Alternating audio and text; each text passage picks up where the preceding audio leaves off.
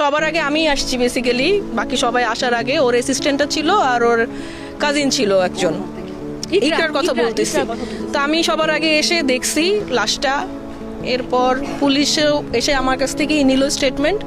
আমি তখন জিজ্ঞেস করলাম অ্যাসিস্ট্যান্টকে যে কখন হইলো কি হলো, কারণ আমাদের সাথে 10টার দিকেও সকাল 10টায় চ্যাট হয়েছে মেসেঞ্জারে। নেপালে যাইতে চাইছিল, আর ওর একটা প্রোগ্রামও আছে, ওর একটা প্রোগ্রামও ছিল আজকে, ইফতার পার্টি। তো আমারও যাওয়ার কথা ছিল এখানে। তো যখন হচ্ছে কি ওর কাজিন প্রথমে আমাকে ফোন দিচ্ছে, দিয়ে বলতেছে কান্নাকাটি করে, যে আপু তুমি কিছু জানো?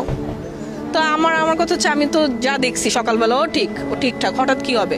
আমি ভাবছি হয়তো বা রাগের মাথায়, হয় না অনেকে যেটা করে, ঘুমের ওষুধ খাচ্ছে, এর আগেও ঘুমের ওষুধও খেয়েছে, কিংবা রাগের মাথায় হাত কাটলো। আমি ভাবলাম যে হয়তো বা একটু পাগলাম করছে, হাত কাটছে, সেলাই টেলাই লাগবে, হাসপাতালে নিতে হবে। তো আমি অত সিরিয়াসলি নেই। তো আমার কাছে ওর হচ্ছে কি দেবরের নাম্বার নাই, বাসার কারো নাম্বার ছিল না। তো আমি ওকে বললাম যে তুই একটু কন্ট্যাক্ট কর, কারণ আমিও হাসপাতালে তখন পেশেন্টদের নিয়ে একটু বিজি ছিলাম। পরে আমি ফোন করলাম। এরপরে ও যখন জানালো যে এরকম, তো আমি, আমার বেশিক্ষণ লাগে না বসুন্ধরা থেকে এখানে আসতে, 10-12 মিনিট লাগে। আমি সবার আগে এসে পৌঁছলাম। আমি ঢুকে তো ওর কাজিনের হাজব্যান্ড ছিল বেসিক্যালি, আমাকে দেখে বলতেছে আপু ভিতরে। তো আমি ভাবছি হয়তো বা এমার্জেন্সিতে শুয়ে আছে। আমি তখনও না, আমি আসলে প্রসেস করতে, কারণ ও খুব, মানে ও কিন্তু ডিফারেন্ট, মানে ও খুব স্ট্রং। ও উল্টা মানুষজনকে, আমরা ডিপ্রেশনে থাকলে আমাদেরকে বুঝাইতো যে ডিপ্রেশনে থাকার কি আছে, একটাই জীবন, মানে ও করবে এটা, মানে আনবিলিভেবল ছিল। তো আমি আমি প্রথমে দেখলাম যে ও ঘুমাইলে যেরকম, ও তো সুন্দর, ও ঘুমাইলে যেরকম ওভাবে শুয়ে আছে। তো আমি অনেকক্ষণ ডাকলাম, ইকরা ওঠ। আমি ওর পালস দেখলাম পালস নাই। তখন মানে আই রিয়ালাইজ যে শি ইজ নো মোর। যাই হোক, তো এটা পরে আমি অ্যাসিস্ট্যান্টকে যখন জিজ্ঞেস করলাম, অ্যাসিস্ট্যান্ট, আমি মাঝখানে কিছু জানি না কি হয়েছে, অ্যাসিস্ট্যান্ট বললো যে ওকে আমি জিজ্ঞেস করছি যে তোমাকে কে জানাইছে, বলে আমি ঢুকতে অলরেডি ঝুলে গেছে। আমি তোমাকে কে জানাইছে? তুমি তো এমনি জানো নাই, নিশ্চয়ই ওকে কেউ জানাইছে, নাহলে ও পাশের রুম থেকে কিভাবে জানবে যে ঝুলে গেছে? তো বলতেছে আমাকে স্যার ফোন দিয়ে জানাইছে, মানে আলভির কথা বলতেছে।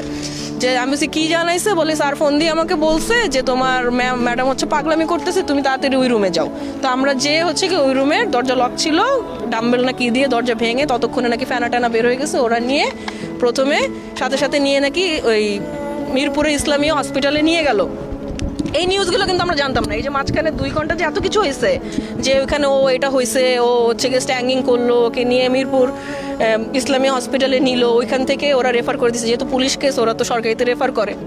এই জিনিসটা আমি যখন জিজ্ঞেস করলাম যে তুমি কিভাবে জানলা, এখানে এত দূরে কেন আনলা, তখনও আস্তে আস্তে বললো, মানে এর আগ পর্যন্ত এই টোটাল সিনারিওটা কেউ জানে না।